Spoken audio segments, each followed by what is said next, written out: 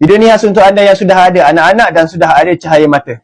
Apakah hukum ibu bapa menggunakan duit raya anak-anak selain daripada keperluan anak tersebut? Ini jawapan daripada Mufti Wilayah Persekutuan. Haram bagi ibu bapa untuk menggunakan duit raya anak-anak mereka kecuali dalam keadaan yang memerlukan sahaja. Sekiranya ibu bapa sudah menggunakan duit raya anak-anak dalam perkara yang tidak diperlukan, maka wajib ke atas ibu bapa untuk menggantikannya kembali. Jadi untuk mengelakkan ibu bapa terambil duit anak-anak mereka, antara tempat simpanan yang terbaik dalam bentuk emas iaitu Account Gap Junior di Public Gold. Tiada cas simpanan, siapa saja boleh daftar termasuk anak-anak anda. Simpanan emas di Gap, tiada syarat wajib menabung setiap bulan. Ini bermakna anda boleh menabung bila-bila masa sahaja.